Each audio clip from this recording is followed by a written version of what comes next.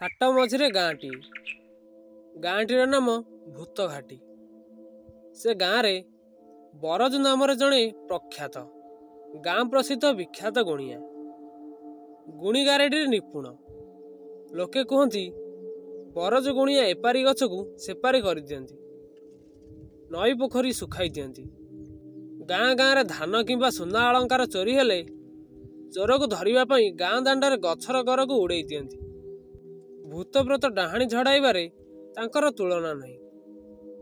ମନ୍ତ୍ର ପାଣି ସିଞ୍ଚି ସେ ଅନେକ ଭୂତପ୍ରେତ ଶୈତାନମାନଙ୍କୁ ପୋଷା କୁକୁର ଭଳି ବନ୍ଦୀ କରି ରଖିଥାନ୍ତି। ତାଙ୍କ ଆଜ୍ଞାରେ ଭୂତପ୍ରେତମାନେ ତାଙ୍କର ଚାକର ମୂଲିଆ ଭଳି ଖଟନ୍ତି। ତାଙ୍କର ଦୁଇଟି ପୋଷା କୁକୁର ଅଛନ୍ତି, କାଳିଆ ଓ ବଳିଆ, ଦୁଇ ବେତାଳ। ପୁଣି ବରଜ ଗୁଣିଆ ଜମି ଚାଷବାସ କରନ୍ତି ପୁଣି ଅଦୃଶ୍ୟରେ। ଜାଳେଣୀ କାଠ ଆଣନ୍ତି ଅଦୃଶ୍ୟରେ, ରୋଷେଇ ମଧ୍ୟ କରନ୍ତି ଅଦୃଶ୍ୟରେ। ଭୂତମାନେ ଯାହା କରନ୍ତି କେବଳ ବରଜ ଗୁଣିଆ ହିଁ ଦେଖେ ଆଉ ଜାଣେ। ବରଜ ଗୁଣିଆ ବିନା ଆଉ କେହି ଜାଣିପାରନ୍ତି ନାହିଁ କି ଭୂତମାନଙ୍କୁ ଦେଖିପାରନ୍ତି ନାହିଁ। ବରଜ ଗୁଣିଆ ଯେକୌଣସି କାମରେ ଯୁଆଡ଼େ ବି ଯାଆନ୍ତି ଭୂତ ଯୋଚା ଶଗଡ଼ ଗାଡ଼ିରେ ଯାଆନ୍ତି। ଶଗଡ଼ ଗାଡ଼ିରେ ବଳଦମାନେ ଯୋଚା ହୁଅନ୍ତି, ହେଲେ ଏଠି ଓଲଟା, ଶଗଡ଼ ଗାଡ଼ିରେ ଭୂତମାନେ ଯୋଚା ହେଇଛନ୍ତି। ବରଜ ଗୁଣିଆ ଗାଁରେ ଯାଉଥିବା ବେଳେ ଲୋକମାନେ ଦେଖି ଜାଣିପାରନ୍ତି ଯେ ବରଜ ଗୁଣିଆ ଆସୁଛି। ଦୁଃଖର ବିଷୟ, ଭୂତମାନଙ୍କ ମନରେ ଆଦୌ ସୁଖ ନଥାଏ, କାରଣ ସେମାନଙ୍କର କୌଣସି ସ୍ୱାଧୀନତା ନଥାଏ। କିଛି ଇଚ୍ଛାରେ ସେମାନେ କିଛି ବି କରିପାରନ୍ତି ନାହିଁ। କେବେ ସେମାନେ ମୁକ୍ତି ପାଇବେ? କିଏ ସେମାନଙ୍କୁ ମୁକ୍ତି ଦେବ? ବରଜ ଗୁଣିଆ ସେମାନଙ୍କୁ ଛାଡ଼ିବା ପାଇଁ ନାରାଜ। ବରଜ ଗୁଣିଆ କହେ, ଆବେ ହେ ଭୂତମାନେ, ମୁଁ ନ ମରିବା ପର୍ଯ୍ୟନ୍ତ ତୁମର ମୁକ୍ତି ନାହିଁ।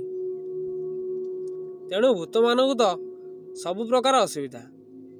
ବରଜ ଗୁଣିଆର ଭୂତମାନଙ୍କ ପ୍ରତି ଡର ଭୟ କିଛି ନଥାଏ। ଡର ଭୟ ସିନା ଥିଲେ ସେମାନେ ଯାହା ନାହିଁ ତାହା କରିପାରିବେ। ଭୂତମାନେ ବରଜ ଗୁଣିଆ କବଳରୁ ବାହାରିବା ଯେତେ ଚେଷ୍ଟା କରନ୍ତି, ହେଲେ ସବୁ ଚେଷ୍ଟାରେ ବିଫଳ ହୁଅନ୍ତି। ଭୂତମାନେ ବରଜ ଗୁଣିଆକୁ ଯେତେବେଳେ ଶଗଡ଼ ଗାଡ଼ିରେ ଟାଣି ଟାଣି ନିଅନ୍ତି, ଶଗଡ଼ ଗାଡ଼ିଟା ଅଧିକ ସେମାନଙ୍କୁ ଭାରି ଭାରି ଲାଗେ। ଯେମିତି 4-5ଟା ମଣିଷ ବସିଲେ ଯେତିକି ଭାରି ବା ଓଜନିଆ ଲାଗିବ, ଏକା ବରଜ ଗୁଣିଆ ବସିଲେ ଓଜନିଆ ଲାଗେ। କାରଣ ହେଲା, ବହୁତ ବର୍ଷ ପୂର୍ବେ ରାଜା ରାଜୁଡ଼ା ସମୟରେ ସେତେବେଳେ ଗାଡ଼ି ମଟର କିଛି ନଥିଲା।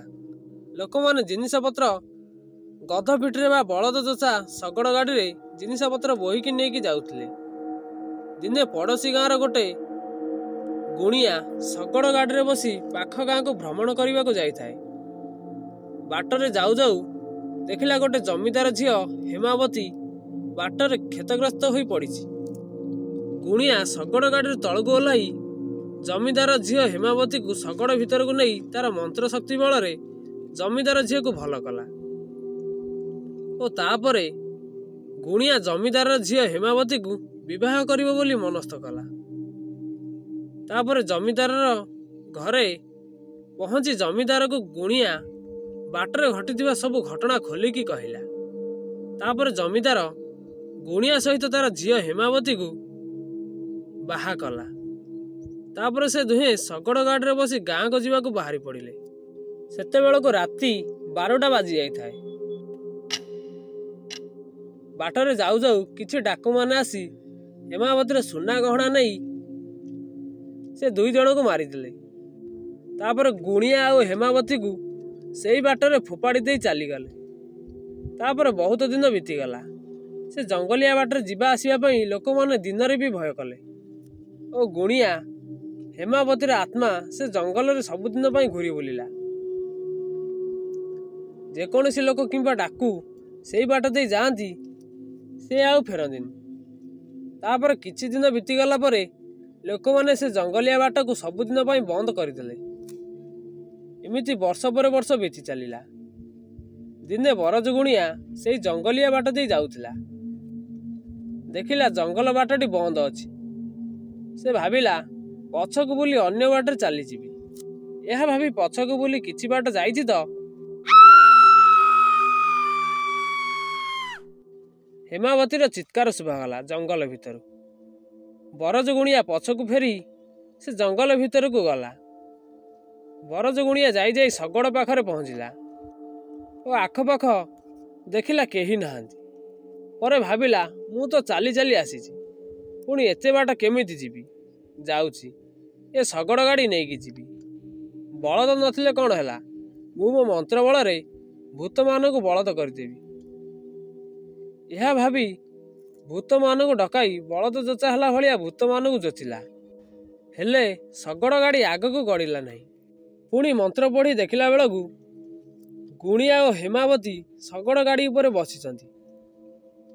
ତା ସାଙ୍ଗକୁ ବହୁତ ଗୁଡ଼ିଏ ପ୍ରେତାତ୍ମା ମାନେ ବସିଛନ୍ତି।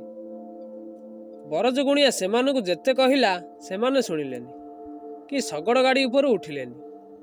ଶେଷରେ ବରଜଗୁଣିଆ ତାର 2 କାଳିଆ ବଳିଆ ବେତାଳକୁ ଡାକି ସେଇ ଶଗଡ଼ ଭିତରେ ସମସ୍ତଙ୍କୁ ବନ୍ଦୀ ଦେଲା।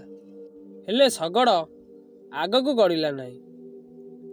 ତାପରେ ବରଜଗୁଣିଆ ଶଗଡ଼ର ବାମ ଚକ ପାହିଆରେ କାଳିଆ ବେତାଳକୁ ରଖିଲା ଓ ଡାହାଣ ପାଖ ଚକ ପାହିଆରେ ବଳିଆ ବେତାଳକୁ ରଖିଲା।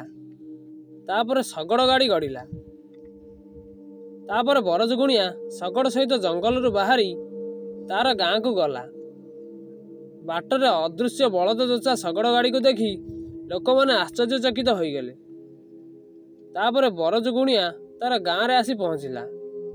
ସେଇଦିନ ଠାରୁ ଗୁଣିଆ ଯୁଆଡ଼େ ବି ଯାଏ ଭୂତ ଯୋଚା ଶଗଡ଼ ଗାଡ଼ିକୁ ତାର ସାଥିରେ ନେଇକି ଯାଏ।